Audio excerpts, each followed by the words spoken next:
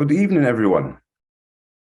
Hope everyone's had a wonderful day and is ready to take on a new topic, to align our consciousness with. How's the family been over the last year, man? The last 2 weeks since we were here. Good, thank you. Oh, beautiful. Yeah, everyone else good? Greetings, Brother Sahu. Yeah, I'm fine. Greetings, Ankhrah. Looking forward to the talk. Yeah. Later on, we shall have Charles will be joining us about 8:30. And then he'll be going into the other aspect of sound therapy. How you? We got a special guest going on there. Hopefully, we get a little appreciation of the background of sound. Oh gosh, yeah, and where all the stuff is coming from. So in this modern era, this time here, we're using these tools to stimulate a resonance within the body. We'll be using singing bowls, the gong. I don't know if anyone's ever blowed a didgeridoo, but that one there take up a whole heap of pressure on the mouth, on the throat, on the chest. But still, that sound effect brings the purity through the atmosphere. And the same with bells, that cut sound, like shift the space that you're in. So some of the tools that we use are all around us when it comes to sound, and we use these things default sporadically. It's to try and use these things consciously and routinely is the aim. So once you understand this, quote from the Kabbalion, to change your moods or mental state, change your vibration. So therefore, focusing upon vibration. So within sound, we have this concept of vibration, but we also have rhythm and polarity. There are other stuff going on, but those are the main concepts that we're trying to manipulate when it comes to applying sound therapy in a productive way. So in the old world,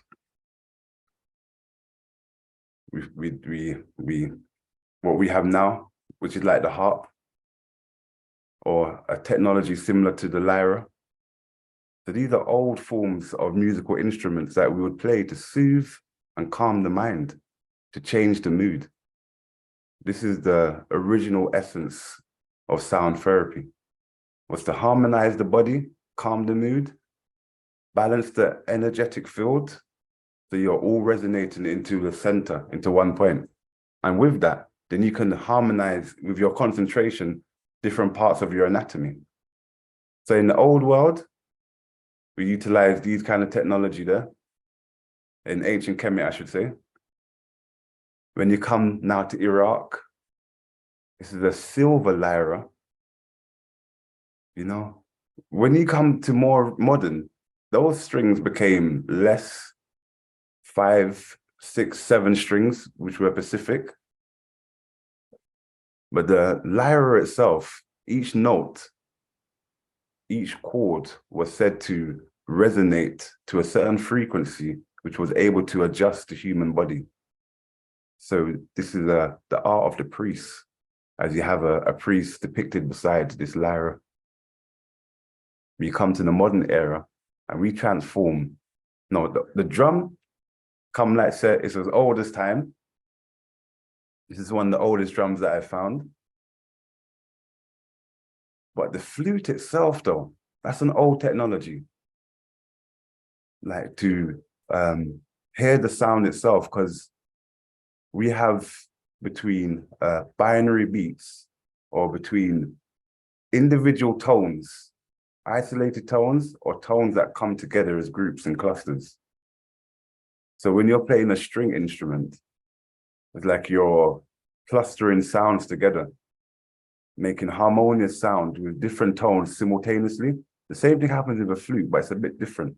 Like you're you hear the resonance after the fact, let's say in your memory, but you're hearing a new tone in the moment.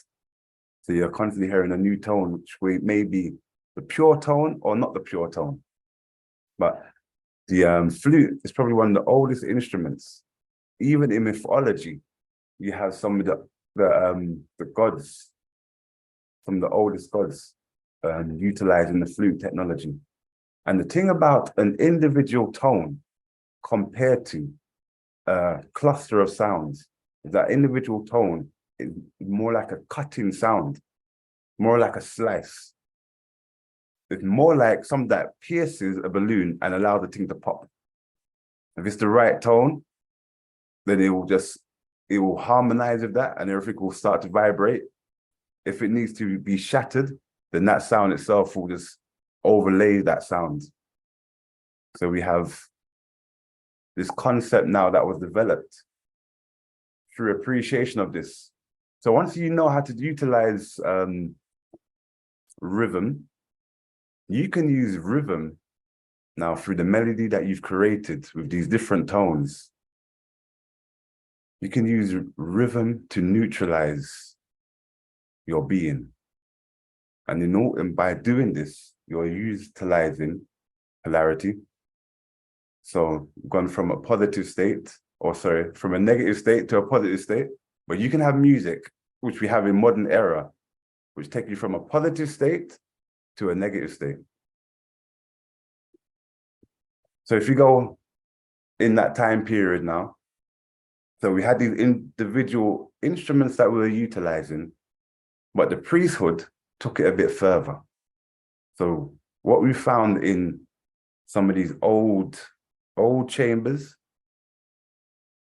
that the way in which these megalithic structures were built, the way in which these slabs were put together with space between them, the shape and the geometry of it creates a certain resonance. And it was found to be between 95 to 110, 111 resonant vibration. So where they tested is generally in Malta and also in Europe. But I'm just assuming that in the old world, all temples were built to a certain resonant frequency to heal and harmonize the body. So when we're vibrating at this 95, which we'll see in a moment, it's activating a certain frequency field within our being.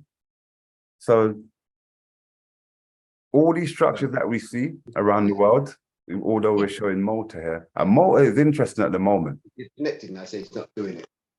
Yeah, you there? Yeah, the thing about Malta at the moment is that they find a lot of old structures. So they're really starting to expand this awareness, let's say, of megalithic structures in the Western world and how these structures are older than what they state. So you may have 36,000, that time period, but a lot of these ones here are going back before the 12,000 BC time period, before what is called the flood, the Andes Dryas, or that great storm that took place.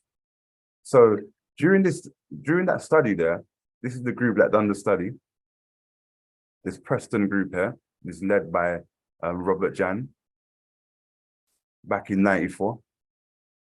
And they found that with that low registered voice vibrating at that frequency, I'm just going to play a sample of it.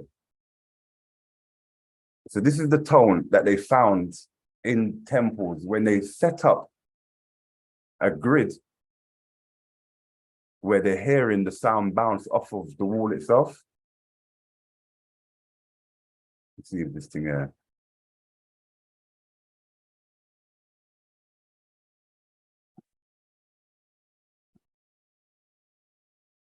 Yeah.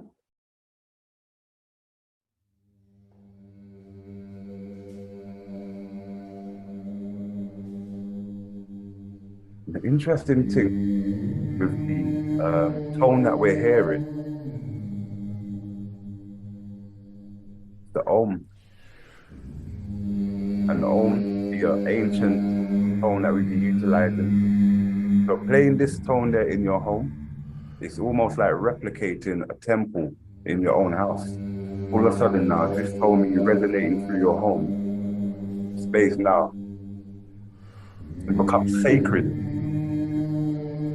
And that sacredness there is a healing vibration, calming the mind, parasympathetic nervous system activating, because you're deactivating sympathetic nervous system. Beautiful tone. And this is quite similar to Gregorian chanting, which is the same thing which they do in churches. So we have, as a result of that technology, evolution through time, development. So that old world, yeah, it was done in that setting.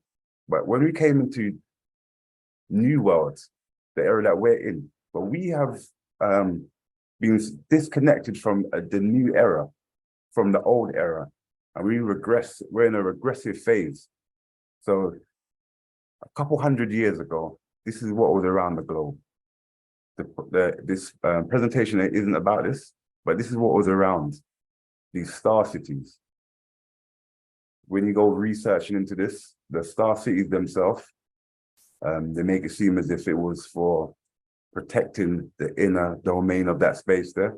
So then you will have cannons and all this stuff at certain locations.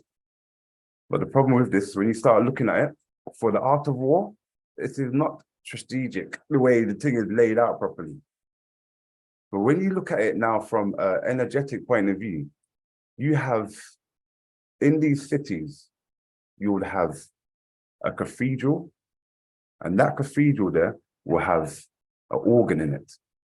Passing through this cathedral would be a stream or a river along a ley line. That same water is there traveling throughout the whole of the city, the whole of that space there. When the organ plays the music, that resonant frequency field that travels through the water. So then the cathedral itself, the glass that you would see would not be there. It would just be open glass, so the sound can travel through. So that sound there is changing the vibration of the whole space. So that was the evolution of the technology, from where it was within a cave or within a temple or within a space, to where it went out across to the whole. I mean, the complex at Giza, the same Great Pyramid, it was the same thing, with the same water level shifting and that magnet at the bottom. The only difference was, from what I'm aware of, there was no musical instrument played intentionally. Everything is vibrating at a certain resonance, so that is passing through. But true say we're talking about directly utilizing an instrument to create a resonant field in a space. So that was the level of our evolution, what the Moors were bringing globally. And then this got took down. But you can see this throughout the whole of the Americas, Europe. You got maps of this stuff here. Through parts of Africa, wherever there is a castle, a city, these white buildings, it's all the same. Water carrying the current of the frequency. So that was the next stage of our evolution, which we have stepped backwards from now, from like 1820, 1850. All these things, glass got put inside of these cathedrals. The water became disconnected from the cathedral or from the temple itself. But during those phases, if we go back now, because that's just the evolution of it in a global sense, where we're affecting the whole community and the whole city. But those different tones were resonating at different fields or different hertz. And we found that those different hertz affect the subconscious mind in different ways. And this is just a list of the major tones. So you have these tones, and what was found, because you can search these tones up on the internet through YouTube. Because it is like the 9 frequencies put together and played and heard simultaneously, which is different from hearing, let's say, a binary beat. which you hear two separate beats, one ear, other ear, and you're hearing them independently, which is again different from hearing one tone and one beat just playing independently.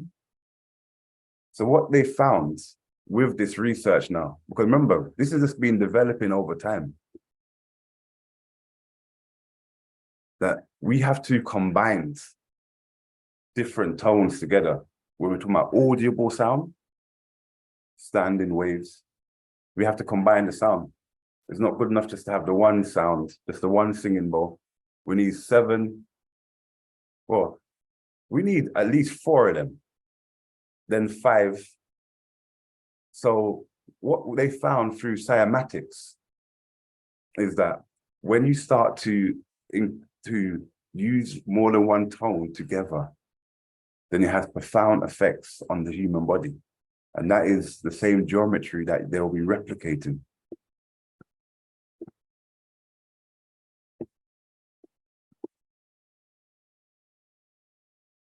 So what I want to demonstrate is very briefly, some effects sound has on the human body. So, you know, we be listening to music and we hear a tone and we automatically resonate with it. You see that? The other tuning fork resonating with the first one that was struck.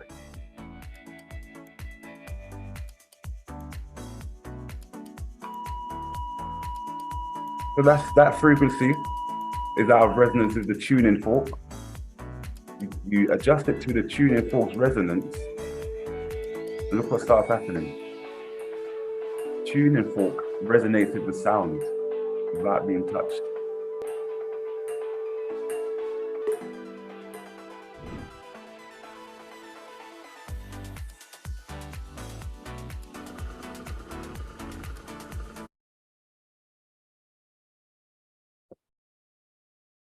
So this is what we call cymatics, creating shapes and patterns using different sounds and tones. You shift the hertz, and then all of a sudden we have a different geometry pattern forming. So we hear sounds and our cells are adjusting to this different geometry patterns constantly. We hear pleasant tones and our cellular structure, because it's fractal in nature, because it's geometry on a cellular level, it's fractal. So it's geometric shapes folding on top of each other like layers. When we hear sounds, it shifts the orientation of this geometry. Same thing here. We got 2 empty bottles and we got 2 speakers there, and it was playing the sound and the bottle through the sound waves entering into the empty bottle. That's how this one here works. Sound waves enter into the empty bottle, and then it pushes. So now we're observing sound waves having a ability to move object.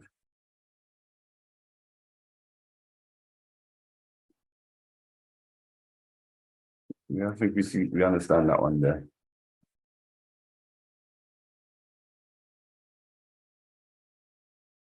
You know, when you're playing like an independent, let me show you, go through the last few swiftly. An independent tone, this is what is created as well. So you got oscilloscope music now, what they create. But the funny thing with oscilloscope music, you don't really find oscilloscope music doing like soul reggae. It's all like techno kind of music, like yeah, computerized sounds. But you shift the hertz, yeah? You shift the hertz. So right now, this water, let me just come back a bit. This is the last one I'm going to show. So you see how the water is attached. So the tube is attached to the speaker. And the speaker is playing a certain hertz, which has changed the way in which the water is flowing. This is what happens to us through the right music. We start to, and we need to be in a spiral nature, but everything is in a spiral state. Whether it's centrifugal or centipedal, whether it's imploding or exploding.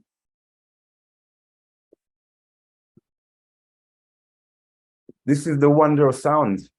So we are operating within a frequency, but I think we're gonna wrap it up so then Christos can come in a few moments. So with all that cymatic stuff, we had a young man, his brother here, Dr. Rife, who done some research using a microscope and looking into the cellular level. And while observing on a cellular level, these different sounds being played. And the same as Dr. Jenin done a similar thing, where utilizing a microscope, he is the forefather to what we know as cymatics. So this gentleman, Dr. Matters, is the person who we generally see as the one who's the face for the founding of cymatics. He gives reference to this gentleman here being the forerunner, him passing on the research. And it's him, Dr.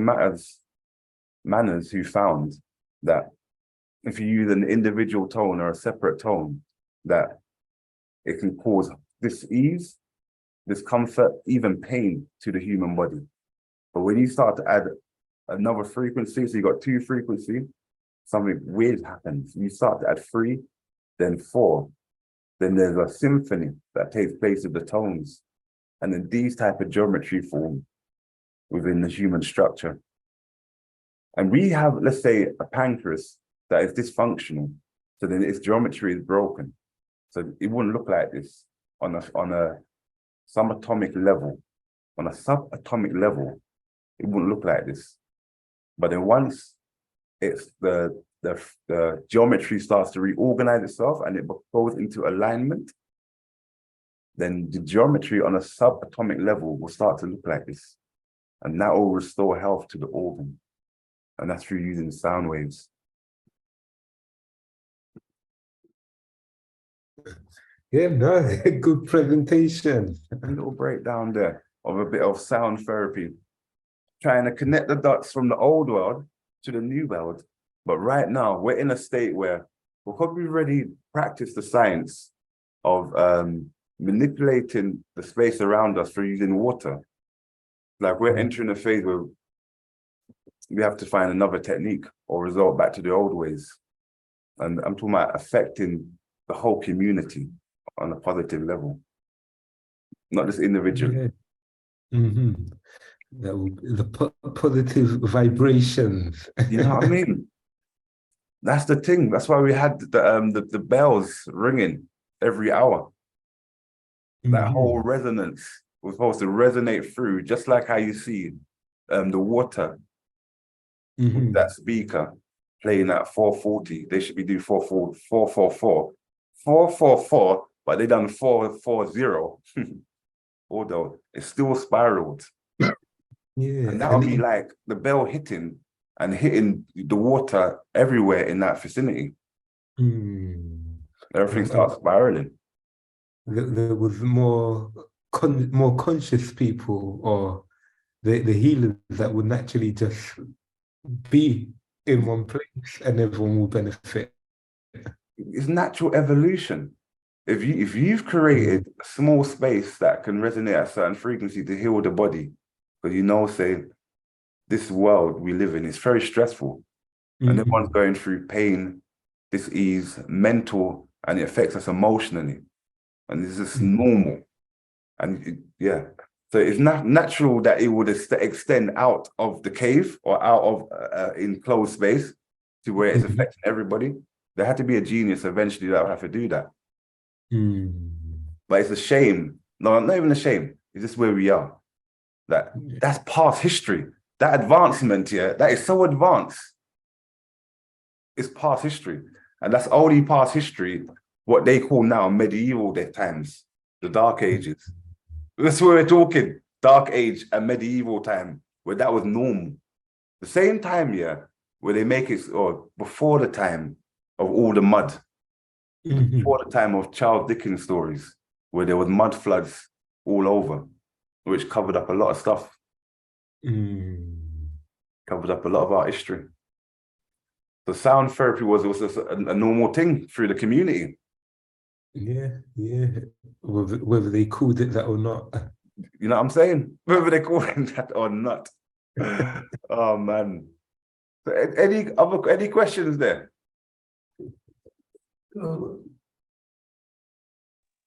Before Brother discuss. Sankofa. Yes, Ankhrah. I wondered if you could say something about the drum. I mean, the beat of the drum, does it resonate with the heart or something? I mean, like, can you say something about the vibrations of the drum? Yeah, because that one is definitely the heartbeat. I think that the drum is hard to start to acknowledge where that originates from. Because you know, when you look into mythology, because this is the oldest history that we can find is mythology, and you hear more flute stories, but then over there within the Native American people, there is a strong connection with the drum again, and that again is connected to the heartbeat itself. But the drum itself, I think when it's done, multiple drums, you know, like 100 drums, 20 drums, then that becomes what we call an orchestra of drums, which I think affects the body in a far better way. But yeah, the drum is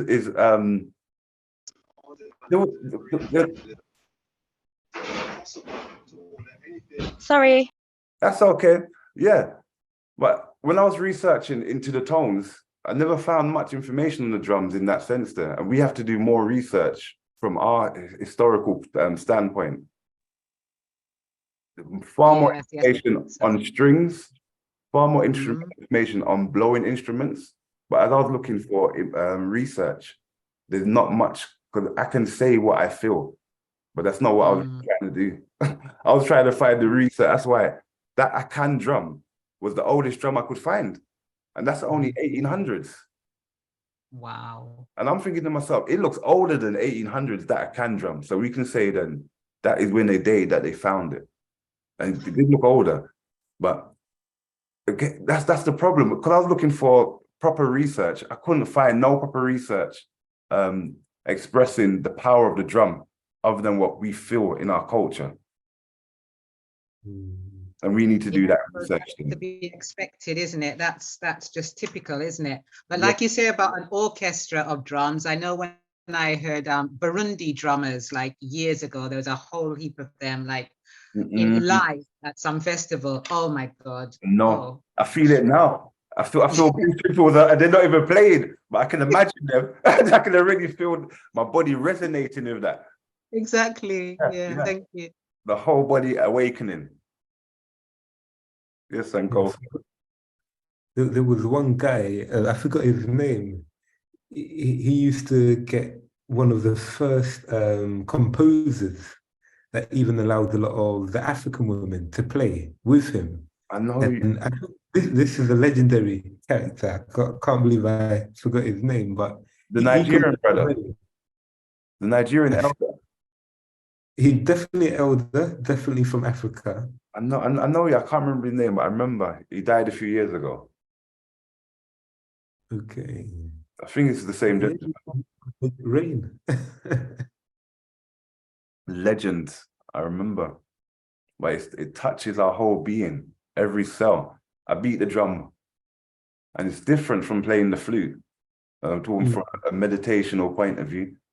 The flute, yeah, it feels like you're trying to create a rhythm, a sound you hear, and it may sound nice outside of you, but because it's so loud in your head, you hear it, it's like it cleans out your inner ear. You beat the drum, it's like you feel that in your whole body straight away. You touch the drum, and I think because the drum is at your foot as well, or a djembe, and then as you're beating it, you feel the resonance from your foot going all, just like playing a piano. Yeah. And the drum denotes the timing of the music. So, you know, when you're doing producing and all of them things, it will be from the drum. The drum just sets a whole timing for everything. You know, so the drum is just so important. I mean, even when you listening to the hip hop culture, again, people don't even listen to the lyrics anymore. It is the drum. You could be talking That's true. another language. That's If true. that drum beat is right, it's gonna make money. That's a deep science, you know, the drum. When the drum starts to talk, it's so captivating. So yes, Charles, you with us?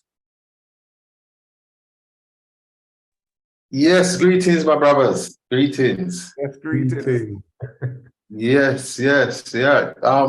The drum is a very powerful instrument, as the sound of the drum can travel very far. Thank you. That's true that. Yeah, and our ancestors also used the drums to speak, because it spoke a language that only their tribe and their people could understand. You know, so I mean, music is healing. I mean, the harp, one of the most ancient instruments is the harp.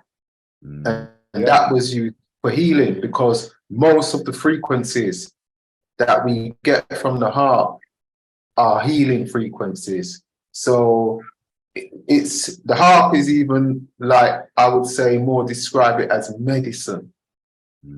Yeah, even more so than an instrument, because of the frequencies that it produces for healing. You know, so again, as you was talking about sound and music, the further we go back into time, the more beneficial the music is. It's true. Yeah, because in the modern times, when they understood what the frequencies will do to the human body, they speeded up the frequency of music, put it on a frequency that is beyond, which again, the wavelengths that it produces, it affects our minds. You know, so what they call the beats per minute got speeded up. Where the further we go back in time, the slower the beats per minute were that we could resonate with.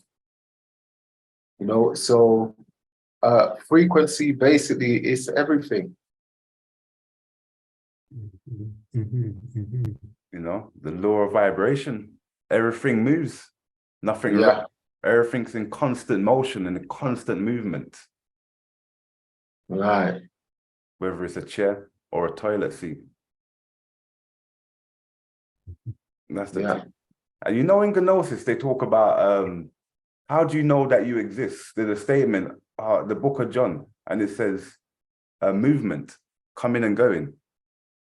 But in truth, that is that's how you know that you exist in reality. And that, as the question is, but then everything come and go. Yeah. Everything is vibrating and moving, shifting. Right. And again, as you would overstand, Sahu, more than us all on here, even like Qigong, its frequency, its energy, its healing, you know, and that frequency is produced by us. Found. You hear that, you hear it as well. Yeah. You hear the frequency. You get into a certain state here, and there's a sound you hear. It may be emptiness here, but there's a sound of emptiness that is different from the sound you hear of busyness. And again, that can be the scalar. What, the standing waves? Yes, that, because I mean, scalar is in the now. It's resonating here. It's the language of the universe, basically. So, you know, when you're in that deep state of meditation, you know, we can hear these waves. Yeah, yeah, and see them. And the deeper you go into meditation, is the more you will hear. Again, this is all part of the body's ability to heal itself. Yeah. And it seemed like that healing is through resonance, through Right. in alignment. Right. In alignment. But you see, with being in alignment, it come like you need a focal point of alignment first. You can't just align. So, you know, we always talk of heart, mind. The Yes.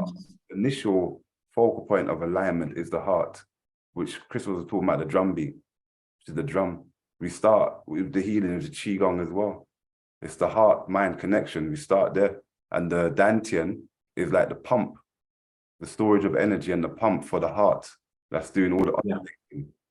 All points can be a central point, naturally, where you can focus. And all of them need to be aligned anyway. You know what I'm saying? The heart aligned first. And then from the heart, we align all the other centers from the heart. Right. Thank you, Charles, for saying that. Because I never even think of that until you said. I love the way these things come together. Because that's what Christos was talking about, the drum beat. What Sankofa was asking about the drum beat. And we're practicing it, but not appreciating it. Because that's where the alignment comes from. Yeah, the sound and frequency, it's so powerful. It is such a deep, very deep subject, but it is a subject that's beneficial that we gain the understanding of it, because by gaining this understanding, we ourselves begin to function better. So, so you ready then? Yes, I'm ready. I am, gonna do a slight introduction of, we may drift from the sound a little bit and go more into the frequencies. Yeah, because everything is frequency. Well, let me see if It's frequency. The frequency is the hertz and everything connect together. Right. So all those words that you just mentioned, I am going to touch into. And let's see if I can share my screen through a few slides and get down to the presentation for today. But first of all, I'd like you all to acknowledge this quote from Marcus Garvey, as it is going to play resonance further down in what I have to say. And he says, a people without knowledge of their past history, origin, and culture is like a tree without roots.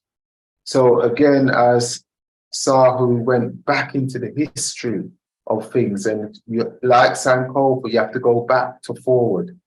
So take on board this quote from Marcus Garvey. Spit through, for those that don't know, I'm Charles from Ankhrah. And, I specialize in natural food supplements and also frequency and therapies and such forth.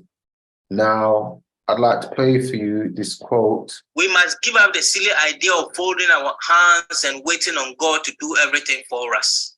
If God had intended for that, then he would not have given us mind. And again, as Saul mentioned earlier, everything has to align, including the mind has to align as well. The mind is very powerful. So we got to go back to forward. So I'll take you back to the pyramids. And this is the pyramid of the great Imhotep. And Imhotep, he was the god of medicine. Other than known as the god of medicine, he was the god of science. Other than being the god of science, he was a master mathematician. And other than being a master mathematician, he was also a top astrologer. So he had the universe mapped out, and understood how the universe operates and how we function. So, it was no surprising when you look at Imhotep that he was the master of many things. Let's take it from Imhotep and go closer into our time, where you had Einstein that gave a famous quote. He said, "The future medicine will be the medicine of frequencies." What is sound? Sound is frequencies. So, based on, you know, my journey, I can definitely resonate with this quote from Einstein. The future medicine will be the medicine of frequency. People, it's very important that you take this on board, remember it, and try and understand that you can comprehend it. Now, there's also Nikola Tesla, and he was another great of his era, and his technology still stands today. And, you know, we are today surviving off of a lot of things that, obviously, as I said to you, Hemotech is the foundation of everything. And these guys came along the line. So we're bringing it up to date for where you can more understand what's things going on. And Nikola Tesla said, if you want to find the secrets of the universe, think in terms of energy, frequency, and vibration. So I can tell you that everything is frequency, energy, and vibration, as Sahu was saying earlier. Now, it's not just about talking. You'll see there on the left, that's a picture of me in Serbia at Nikola Tesla's museum. And on the right-hand side, that's a picture of me in Serbia on the high street by Nikola Tesla's statue. So I've been and I've seen Nikola Tesla's inventions from the 1800s, where he had machines producing 5,000 volts, 3,000 volts of electricity. And those machines are still working today, people. They switched on the 5,000 volts, and I actually touched the sparks coming out the top of the tube, 5,000 volts. I'm still here to tell the story. So not only did Tesla have free electricity, it was human friendly, you know, and this will probably explain why they wanted to get rid of him. Now, I mentioned earlier about scalar technology, and I'm going to give you guys a slight insight into scalar. And, you know, as time goes on, you know, we will be able to, as we get to understand frequencies more, we'll be able to go deeper into scalar. But I'm just going to touch the surface. What you do with scalar energy to support people. Let's look at that. Okay, really quickly, I studied Tesla as a youngster. Right. I understood his work in theory. And then I was fortunate enough to meet the family, a Hieronymus family. He's an American inventor, Galen Hieronymus. I never met him, but I met his family. And from this Hieronymus family, I was actually able to buy scalar energy instruments. Now, this is back in the 90s. And I was really awestruck with what he achieved. And once I had a firm understanding of how these instruments operated, then I started creating these instruments on my own. I copied Tesla and Hieronymus. Now, one of the key functions of scalar energy, it will assemble an atom, a molecule, or disassemble an atom or a molecule. And when I started working with these Hieronymus instruments, I could assemble a nutrient, or I could break apart, I could disassemble a pathogen, a microbe. And I did that readily, easily. And I said to myself, this is incredible. And then it came to me that I had discovered the information system of the universe, because I can inform an amino acid, I can instruct an amino acid to form, to create and maintain a specific molecular geometry, or I can tell the herpes virus to break apart to negate the molecular bonds, and the herpes virus transmutes or it falls apart. And when I could do that readily with these instruments, I knew I was onto something gigantic. I knew I had discovered, if you will, the tool of alchemy. This is alchemy.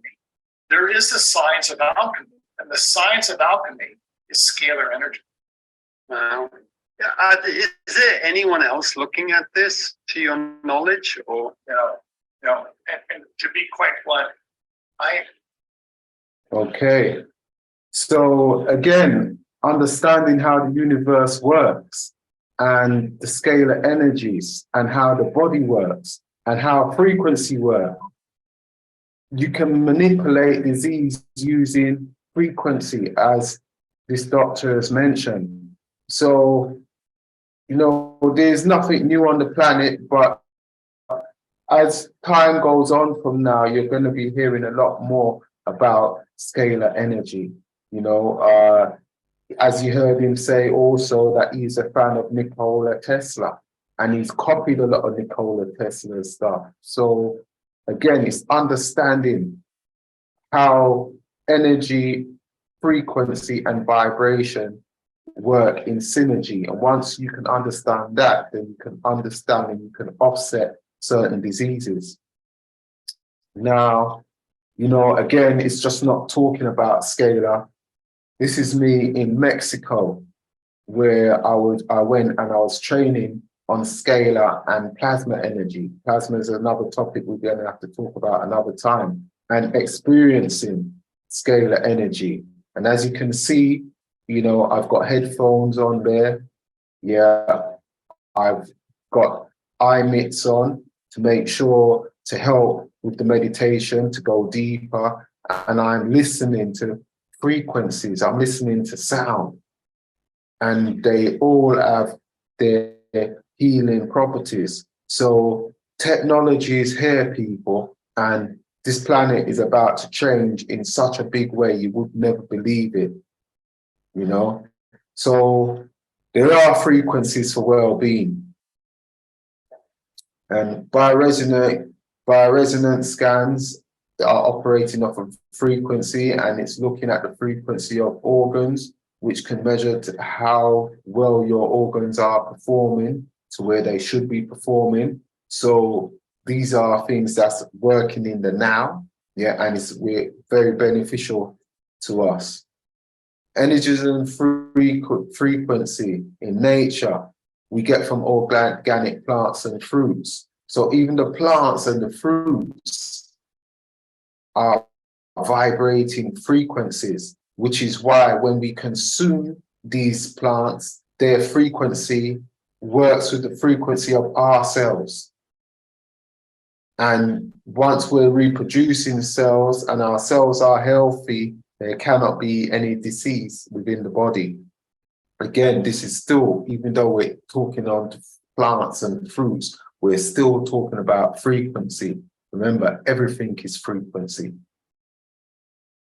Every cell in our body is like a battery, you know, and, you know, when we're losing charge, that's where disease comes. When we're charging our cells, that's where disease cannot stay.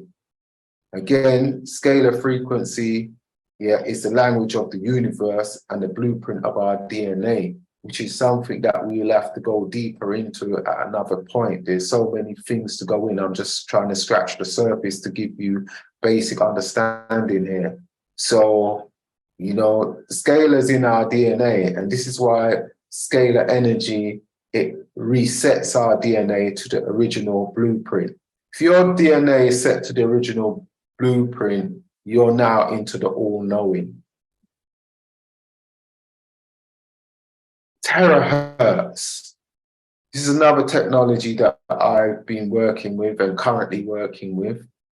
And this has the ability to penetrate up to 30 centimeters through clothes and skin.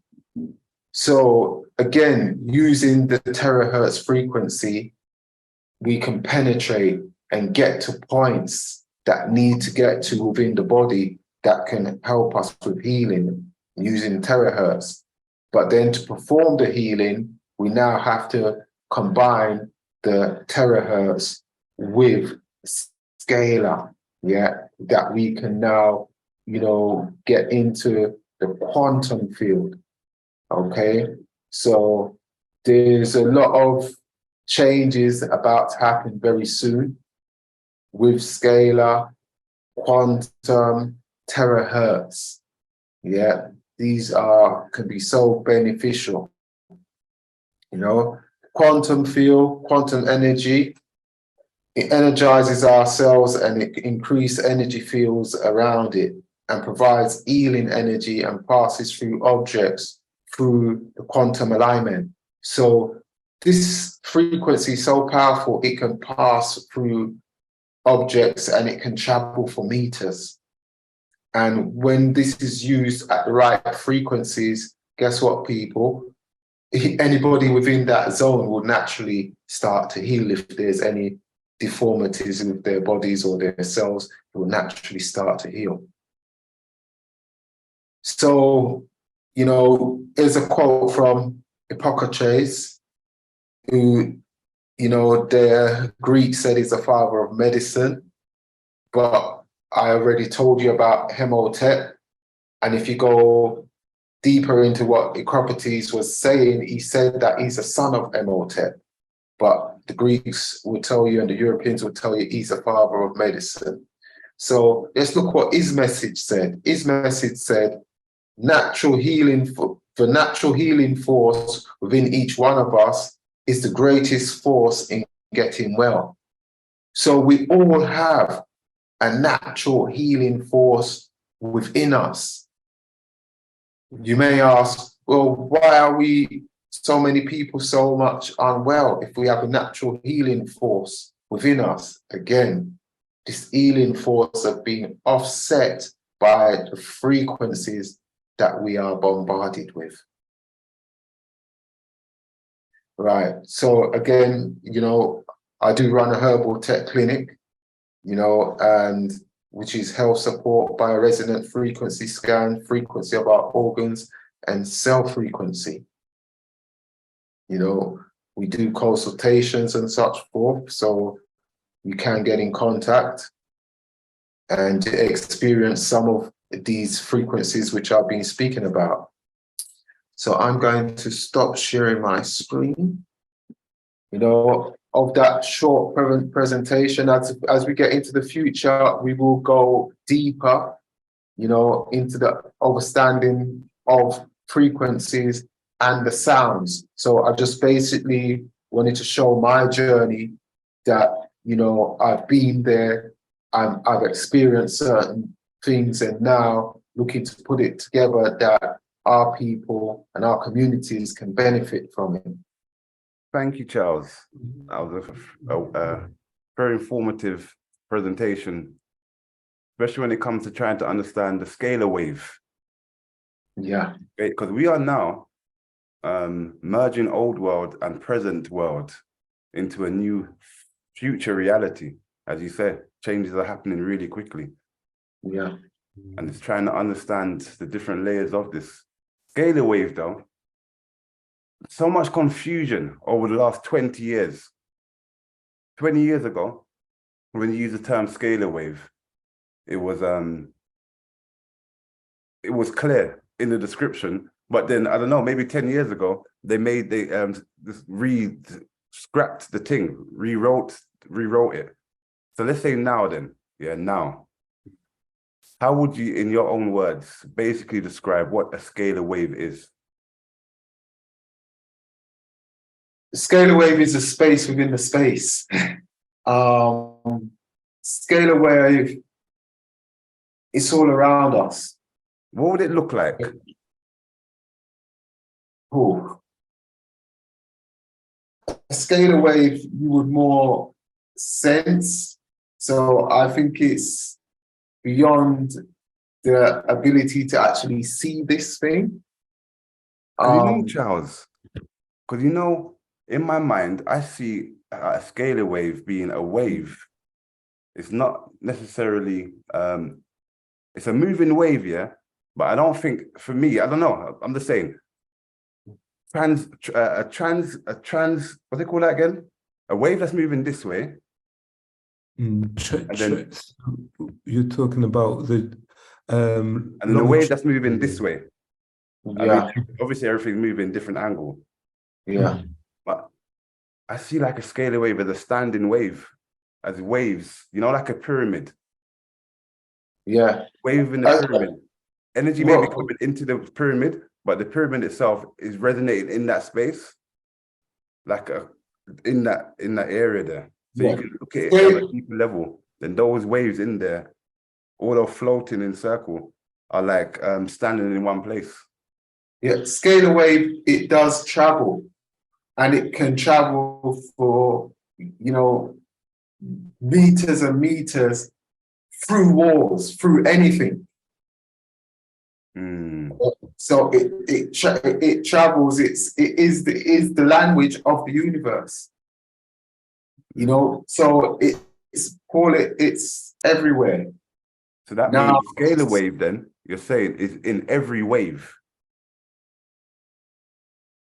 It's in every aspect of the universe. So yes, because it's the space. So again, now this is where you focus your intentions, because your intentions can be picked up by the scalar. So even when I was there and you know, using the scalar technology, the first thing you had to do was to set your intentions before you even go on to the scalar. Okay. You know, so it does get a bit complex, yeah, and you know, it is here and it's always been here. And you know, there was a time when Donald Trump made a statement, and he said, in the future, no one will be dying from cancers and stuff like that. Yeah. Now, Donald Trump obviously knew something for him to can just come out and make such a bold statement. There is technology here that are using scalar. There's many technologies, and there's also one called medbeds. That's what I was going to ask you. Yeah. Now, this technology has the capability to even regrow back limbs. That's right. Yeah, very powerful. Powerful. It's beyond this planet. Now, it's been used in the military for years, and the so-called elites wanted it for themselves. But the Most High governs all. So these technologies will be available to us. And once these technologies become available, we will be able to live in a way that our ancestors lived, which our ancestors, they were born, they lived, and then they died. Yeah. Where today, we were born, we live in, we get sick, we suffer, when we die. That wasn't part of the original formula. Right. Right. So, and again, when we do think we've lived a long life, we've lived a very short life. Yeah. In comparison. Yeah. So, being surrounded by these scalar waves and these technologies, you know, we will be fully functional. And again, remember what I said, that it resets your DNA to its original blueprint. And that resetting, Charles, is that in reference to what they refer to in that research, the God gene? Okay. So again, it awakens your God genes, as I said earlier, where you now come back into the all-knowing. So when you understand or understand what the capabilities of this technology really does, then you will see why the so-called elites and so-called people that think that they are running the planet don't want us to have access to this, because they see us as consumers. They don't want free thinkers. And if your DNA is reset to its original blueprint, you already know what you need to know. It's true. So there goes back now, or here comes, I should say, back the free thinking. And with that free thinking, then comes other things like pyramids and that stuff like that is a piece of cake. Yeah, it's true. We are heading in this direction. We are definitely, if you pay attention to what's going on the planet at the moment and the way things are going, you know, it may seem like, oh no, you know, but the lockdown had to happen because so much of our people became awake during that period, started to ask questions, you know, and now we're so near, very, very near. People have been lobbying for that medbed stuff for years. People have been fighting for that for years. Yeah, yeah. And trying to get it into the country. Right. And there are other technologies, there's other scalar devices as well, which are not quite up to that standard, some of them, of the medbed, but also when it's connected with the plasma and the scalar, it also now has remote therapy. So we could be here and we could be taking care of somebody in Brazil, somebody in Australia. Wow, this is powerful. You know, so it's very powerful stuff. And again, they don't really want it in our hands, and they want us to be keeping very quiet about these things and don't want it in the public domain. You know, so the future. In the future. It looks very bright and it looks promising. And the universe is doing its thing at this moment as we speak. So a change is imminent and a change is soon. Thank you, Charles. So we say, Christos. Yeah, no, I mean, there's so much going on in regards to what Charles is saying. I mean, so much different waves, so much different energies. You know, it makes you think of the connectedness with everything. You know, how much of the scale is part of that subtle energy. You know, where does it mix with the quantum field of everything? You know, where the Holy Spirit involved in that. I know. You know, yeah. So there's so much. Then there's so many names for these different energies, and a lot of the time we just talk about the ones that we're aware of, the sound, light. You know, they're very well studied, but you know the other ones are still very well studied, but how much of us are aware of them and what they really are? You know, because when we really understand what these things are, and when we look at the universe in a whole different light, like Neo in the Matrix, if we could just see the ones and zeros, we wouldn't be, we'd be creating our reality rather than being subject to another reality. So yeah, it's very important, and there's so many different names then with these things. Scalar, so the names are different.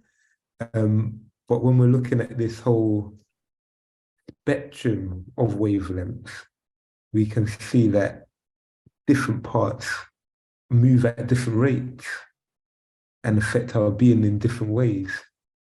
So from everything you're saying, Charles, it's definitely, I mean, to the layman, it might be, oh gosh, how can this repair our DNA? But when you look at things for what it is, on that, you know, that baseline, break it down, you can see how it could and how it would repair the DNA and stuff like that. So Yeah, and you touched something very much which resonated. Again, as you mentioned, okay, what about the Holy Spirit? You know, again, that this is things that are within us. So all that we seek is already within.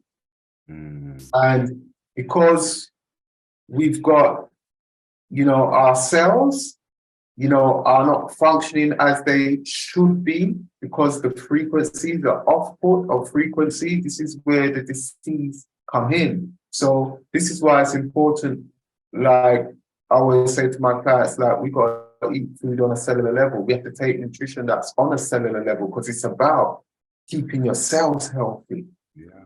You're keeping your cells healthy, then you can have healthy organs. You have healthy organs, you've got a healthy body. And the word organs, it's instrument. Back to the instrument again. That big old organ. Right. Multiple, you know, one of the first instruments I mentioned. Yeah, say so. Multiple pipes, different lengths, playing simultaneously, different frequencies. There you go. So there, that's why I mentioned there is different frequencies out there, but then when you combine them together, and also people, you have to be mindful because all these frequencies that I've mentioned here today, you have to look at it. Analogy I'm going to use, it's like a kitchen knife. Yeah.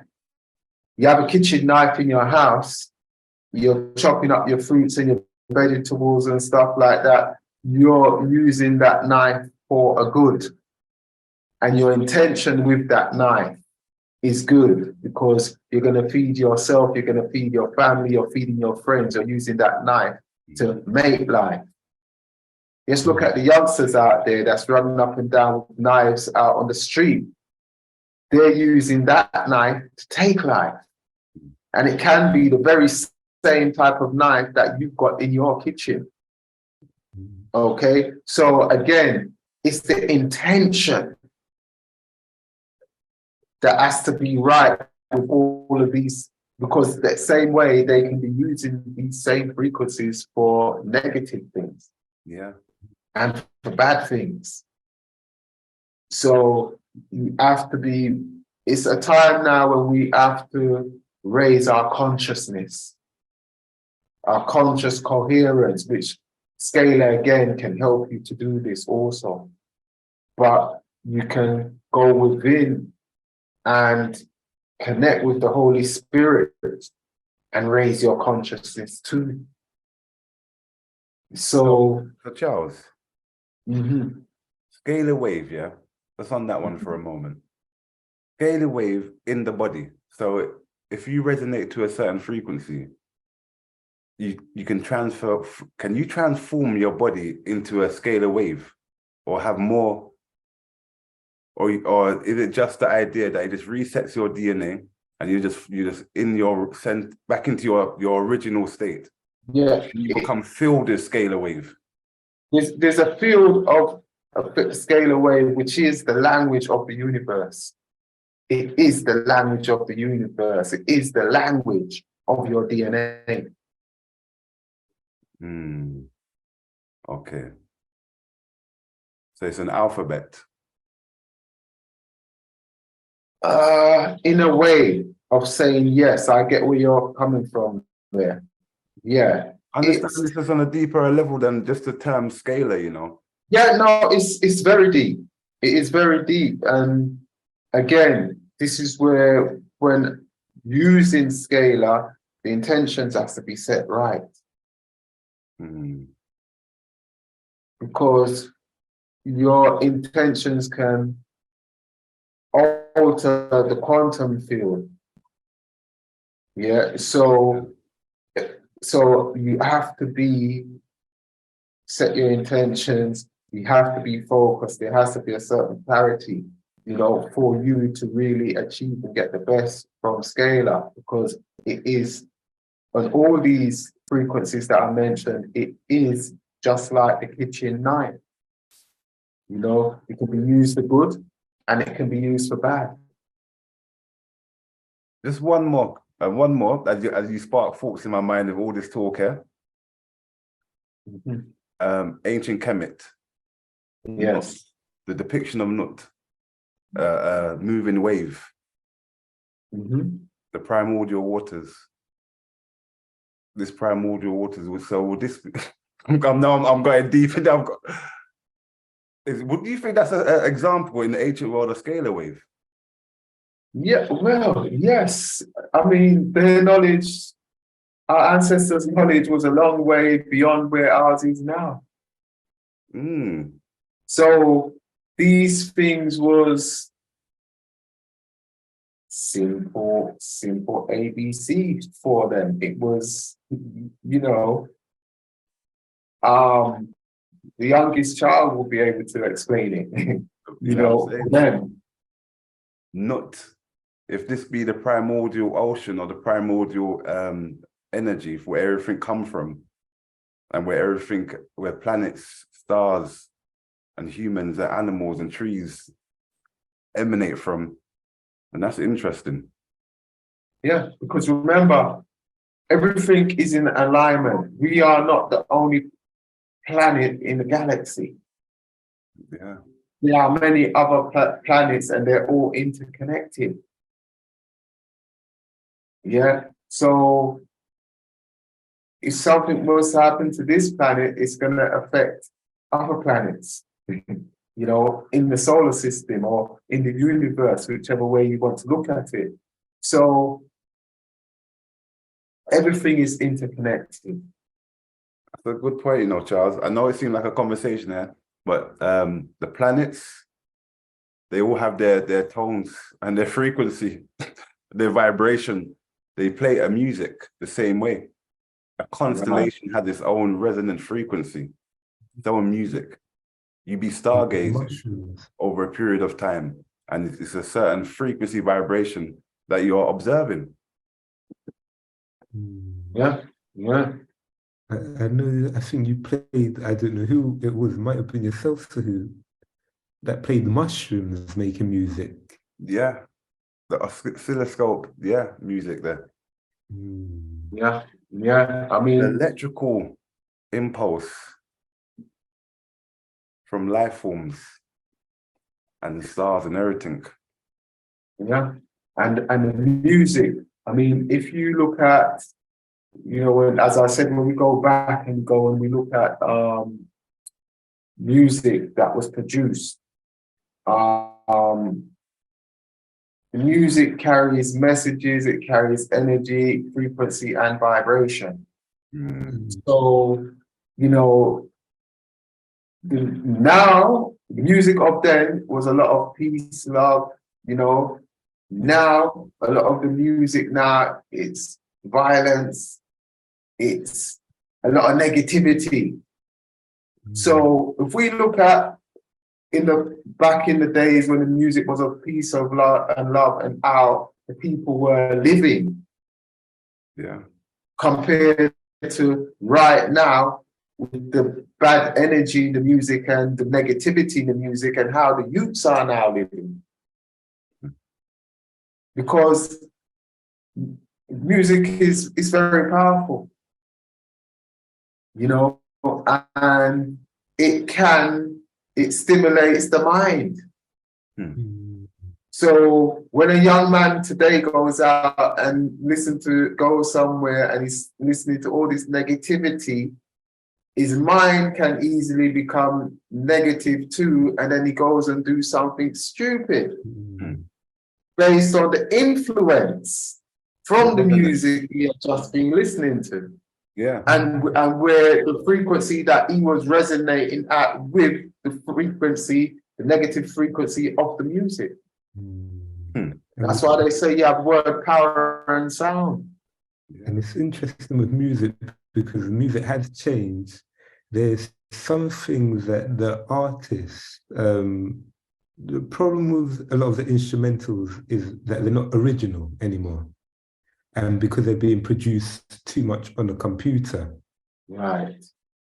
So it's Well, lost its authenticity. A lot of it has. However, you know, you've got some people, let's say, like, especially the 90s, early noughties, where even though it was produced from a computer, the way they would sample the music was more original. So that's why you can get from a time frame where you could just play it instrumental and then people understand exactly what song that instrumental is related to because of the originality. Now it's different where everything sounding so much the same, it's harder to grasp that originality. But one thing that the artists, I think, are doing a little bit better, not all of them, but some of them, they're appreciating, and some of them are getting more into the kind of the tones, the tribal grunts, and the tones. You can hear that in some of the music. So it's come away from basic rap to very intellectual rap. You know, when you have your Nas, it's very, very intellectual.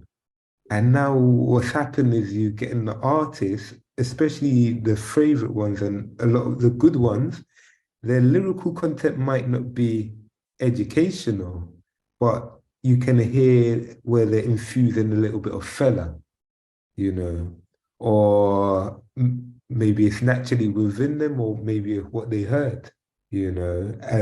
An artist that does it very well is someone like Burna Boy. Yeah. You know, and I'm not saying his lyrics are good as well, but you know, he had the song called Yay, and he was just saying yeah, yeah, yeah, yeah, yeah. Yeah, and everybody understands. Yeah. He was doing it. That was like a whole. He was communicating so much just by what he's saying. That sounded Native American. Yeah. Well, I mean, the way he does it, not the way I'm sounding to the way he sounded. That's totally different. Yeah. And you got this other artist called Designer. And again, when you hear him on face value, you know, it sounds like, what's going on here? But then his energy in the music and what he's portraying, you know, when you're into, like myself, producing, you appreciate what they're bringing, you know, but sometimes it might just need a little bit of balancing. But it just shows that sound is evolving, it's changing, and it's going away from the lyricalness into a feelingness. Yeah. Well, remember, it's frequency. Just a little bit off, a lot of the feelingness. And some of it is just a little bit too, I would say, cheap, in the sense of, I was just creating this on my computer in 2 seconds, you know. But it is interesting. Yeah. There's so much going on, you know. As I said, and we're in a very interesting time right now. Very interesting times, you know, and we just have to just say fasten our seatbelts and see how things pan out. But there's so much interesting things happening on the planet right now, and the change is imminent, and the change is you know. I do. How we doing for time? We have probably another 5 minutes or so. Yeah. So, was there any questions in the for our audience here tonight? There was Anyone one about got the any singing bowl, question? actually. Alan, you want to ask a question, Alan? Yes, please. Hi, Sahu, Christos and Charles, Brother Charles. How are you doing, Charles? Yes, nice presentation. Alan. Thank you very much. Yes, greetings, my brother. Right. One question I'd like to ask. Is there a natural frequency that our bodies should be at, or a group of frequencies that our bodies should be at, to help us heal? And how would it be measured? That's my question. I mean, it does depend on what systems you want to use. So let's say if you was using more of a kind of a very scientific approach, looking at just wavelengths itself, you can see that a lot of diseases, and there are books that document it, even on the internet you'll be able to find, but you'll see how different diseases are at different frequencies. You'll find that in terms of when you're looking at different organs also have different frequencies that they should be resonating at. A lot of the time when you know, and this is where diseases, all about disharmony, and it's just our body out of a state of balance. And the main way you will know without even reading any book is really by being quiet enough to even observe. The problem is with stress and everything like that going on, we're not even quiet enough to observe. We only become quiet enough to observe when we're so sick that we can't even do anything but observe.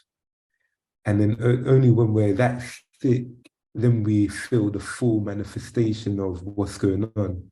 That's where it hits us like, oh gosh, I'm really sick here. I'm bedridden. I've got this pain in my side that probably is the source of this sickness.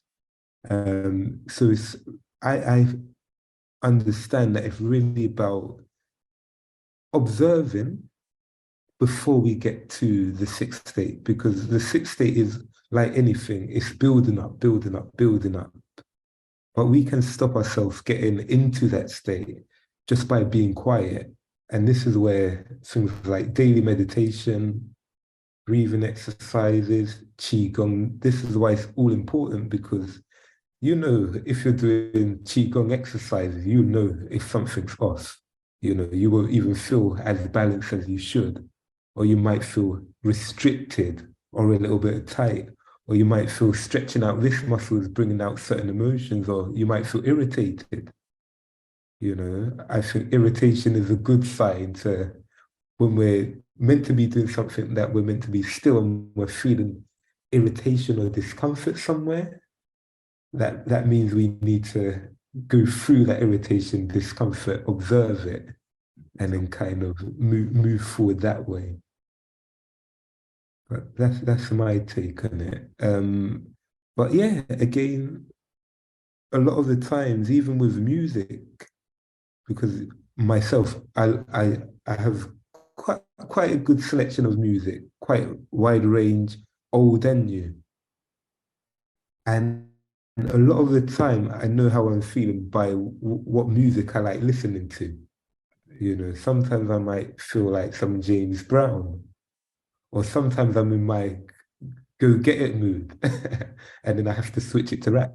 Most of the time, I'm on the reggae frequency, happy, appreciative.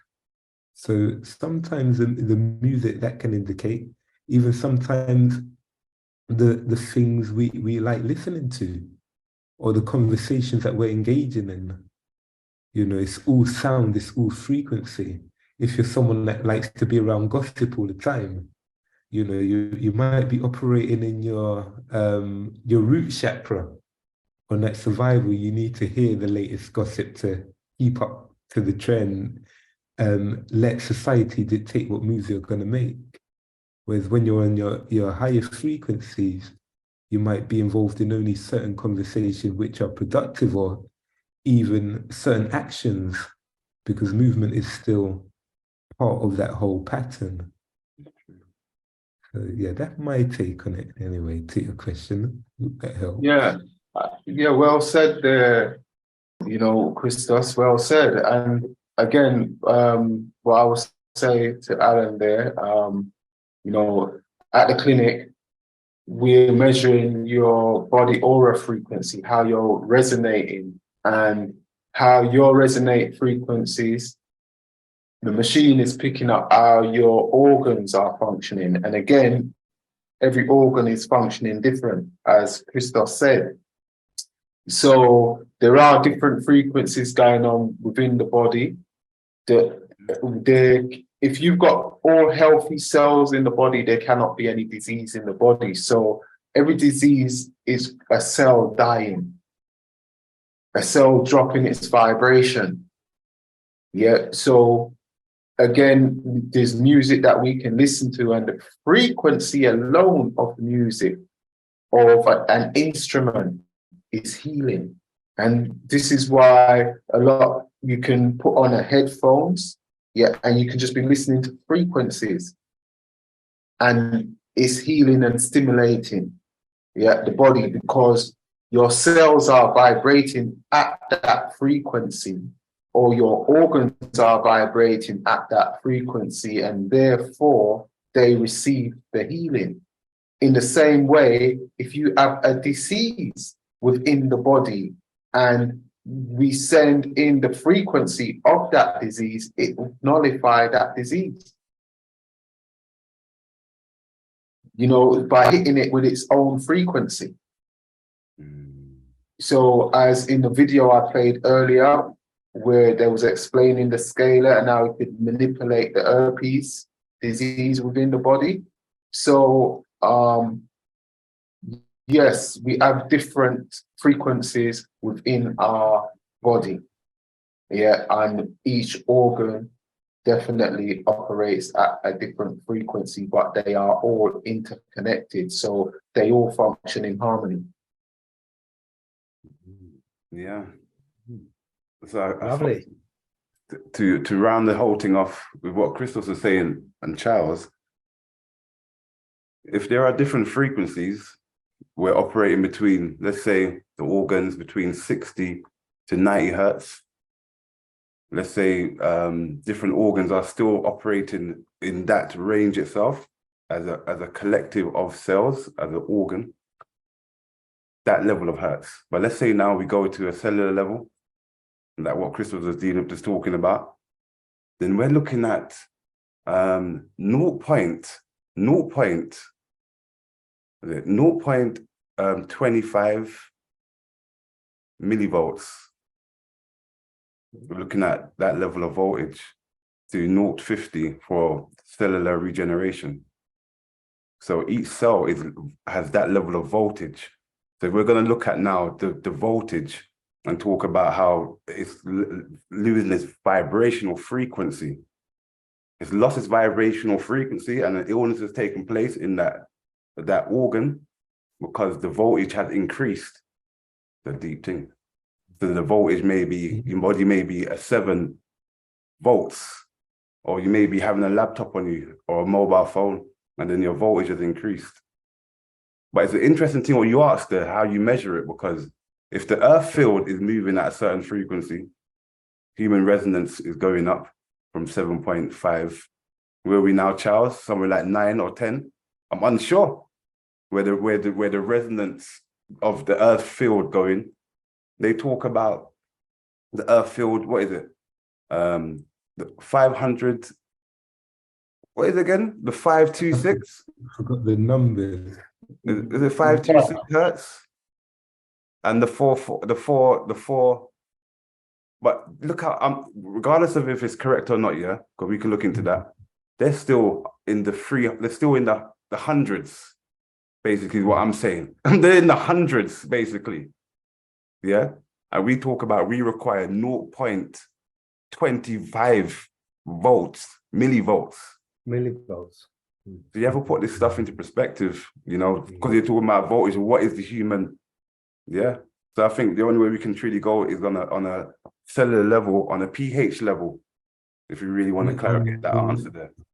I would definitely say that for me, practically and understanding wise, I do like to look at disease in the voltage model. You can explain it voltage wise, you can explain it frequency and hertz wise. It's just that my knowledge right now and understanding is more in the voltage capacity, you know, because it syncs well with the foods that we eat, you know, the pH of the food, potential hydrogen being, you know, having the electron and that one electron being negative, you know, so that's where the voltage is coming from, just like the same way the electrons go through the copper wire. So I like the voltage model because I can correlate it broadly, even with, you know, electrotherapy, electric acupuncture that I do. But you can do the same thing hertz. So the same disease you can measure in voltage, this is what you can measure in hertz. But a lot of the time it's really about the feeling and the results. You know, you can't, when you're feeling right, when disease is being eliminated from your body, you know you're on the right track, measurement wise. Yeah. You know, if you had to go to a laboratory to measure everything, one, it will be very expensive. Two, you need people to check, correlate all these other experiments where simply the technology that we all seem to be neglecting is our own receptors. Introspection. Yeah. And 432 is the frequency of the planet, of the Earth, 432 hertz. And I'm using terahertz.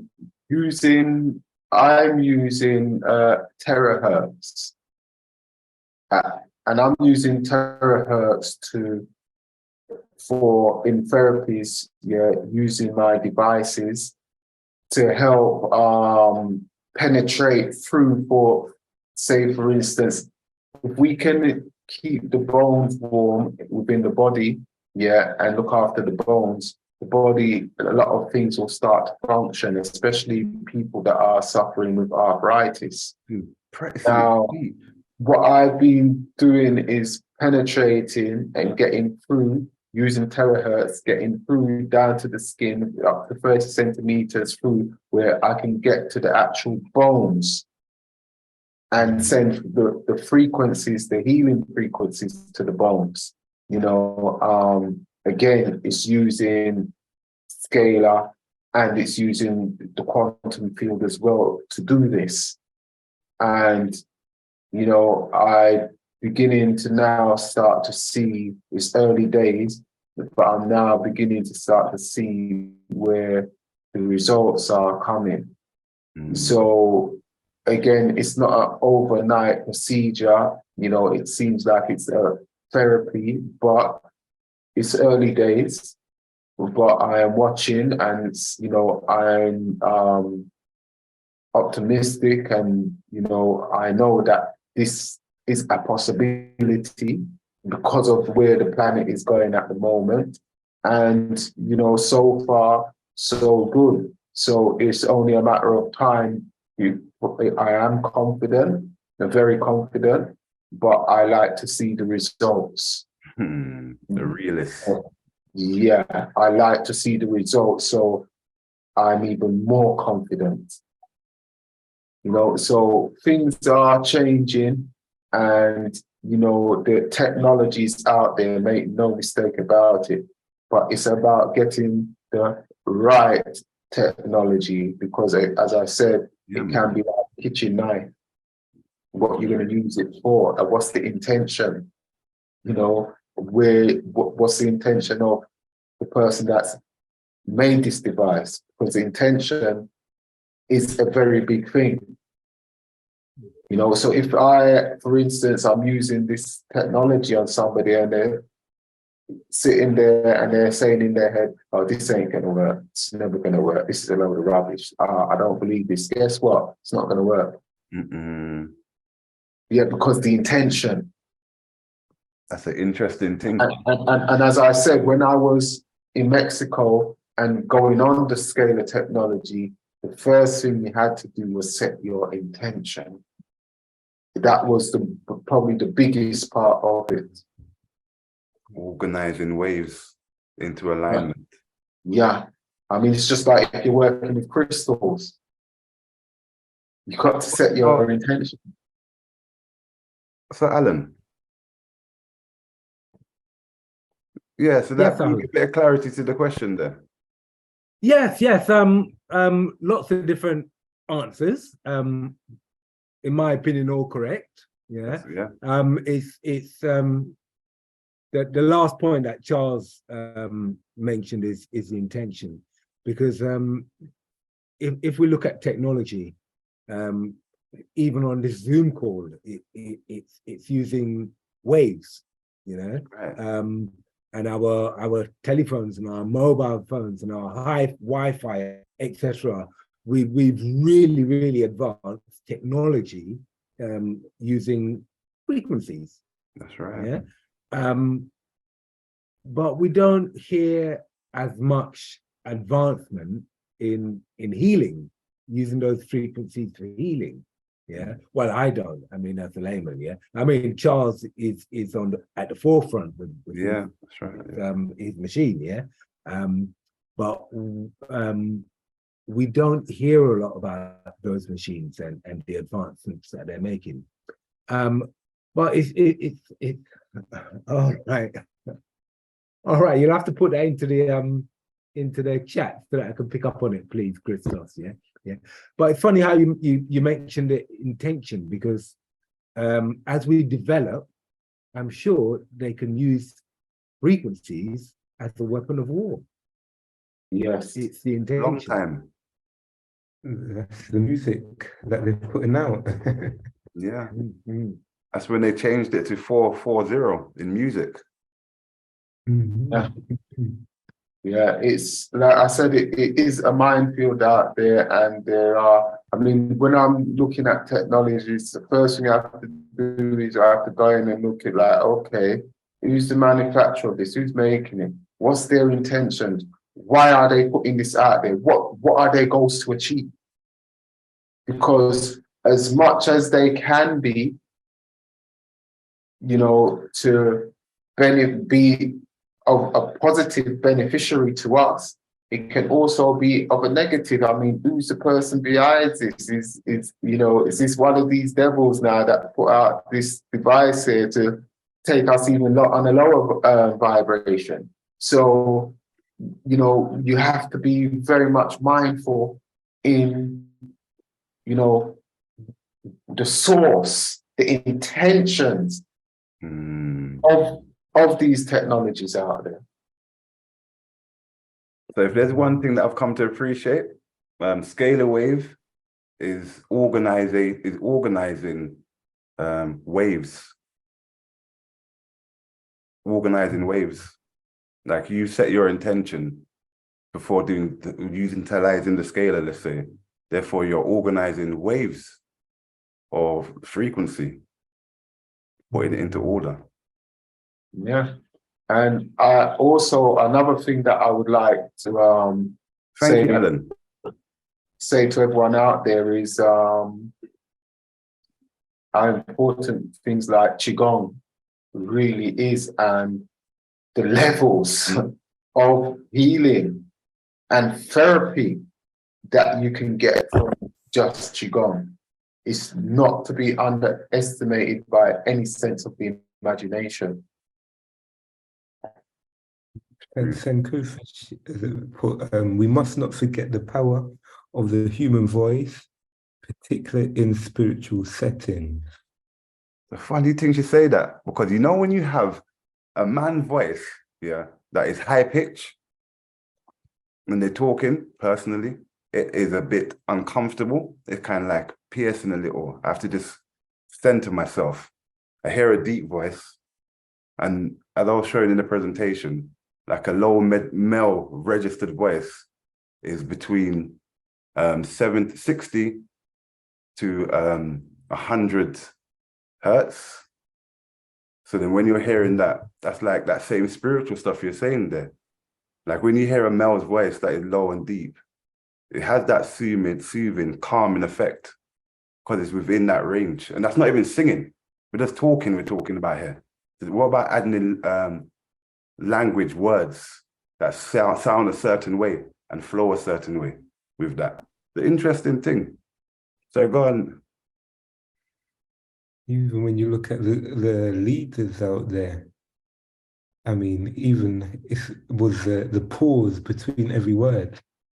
I mean, the best people, I mean, you might not like one of their politics, it depends if you're a fan, but Obama, you know, he had a way with how he spoke to captivate people. Mm. The pauses, the way he would speak, the gap between every word, the sentences, the words he would use. Mandela was another very good orator. True, the most You powerful. know, so it is really important about not just what is said, how it's said, and the intention behind what is said. When you're looking at even musically, and it might have been because of his size and that, but Sankofa put Martin Luther King too. Can't forget. Even Malcolm X, the intellect. You know, you could never catch Malcolm X off guard. I mean, it was like he thought about a question so many times in his mind that it was just, you never catch him freezing or not being able to answer a question. And I don't think I've seen anyone like that, you know. Musically, Biggie, I mean, the volume of the chest and the way he could project himself. It's only when you see him when he was like 17 on the street corner, battle rapping, that energy, you know, he made people have to walk away, or his Size opponents. matters, isn't it? You're saying that's when size matters, the volume that you can hold, more chi. You got more chi, more capacity. Well, whereas Tupac was very different.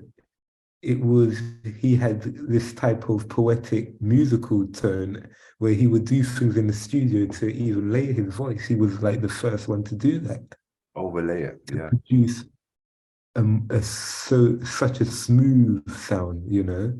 I mean, I never thought the word mother effer could sound, you know, so good. That made me laugh. Oh, rap, you know. That's what rap does to you. Yeah. Make you fall in love with sound that even makes sense. A lot of them is just profanity, but what Tupac done in the studio and what he could do is not what artists could do. There was a musical resonance in his voice, which was a little bit different than just cursing and profanity. But you know, as we talk of that music, and we mentioned earlier going back, the originalness of music. I mean, Motown, I think, was the peak, and everything from Motown, I think, is really a decline from there. But in Motown, I remember when I first realized that song, that's the sound of the man working on the chain. You know that tune there? Yeah. Everyone must know that one. Yeah. But you see that one there, when I realized the sound of the chain, the sound, that all that stuff they're doing, they're literally licking their hand with chain. The sound of the music, they draw blood for that. You know, that's the connection that was being created. That is held as intention we're talking about. Intention stuff there is held in the music. And we feel that forever. It's forever felt. Certain artists that couldn't sing, or I've never heard them sing, but like Jimi Hendrix singing with the guitar. Yeah. You know? Pinnacle. This is the pinnacle of music in the modern era. Could have thought further. Right, I think we're coming to an end, you know, everybody. Unless there's any other question going on there. We start and we end with the music. I hope everyone has a deeper understanding of sound therapy through the ages, in the modern era and the future, where we're now transforming sound therapy from sound that it moves to sound that does not move stuff, in a sense of moving an object, which will be scalar wave technology. We're going into frequency technology now. The new age upon the horizon. Yeah. Any words from you, Charles? Yeah, you know, the technology is here, you know, and people are going to be hearing a lot more about it. You know, hopefully what's been hidden is going to be revealed onto us, that we can all be living that life where we're fully functional with no disease or minor disease. And, you know, things is there. I'm going to leave my number in the chat. If anyone wants to get in contact, you know, and or feel they may need to be experiencing some of these therapies with the technology, or, you know, or seeing how their body's functioning, most of all, and see how we can get them functioning at their optimum. But you know, stay tuned to Sahu, because you know, we will have more information to give you guys. We just want you to kind of digest what we've heard today, because it does go deeper. Yeah. And hopefully I'll have some, you know, first-hand knowledge of clients that have achieved their goals. So, you know, your health is your wealth. And, you know, we have to just try and stay healthy in this time. That would be brilliant, Charles. Thank you.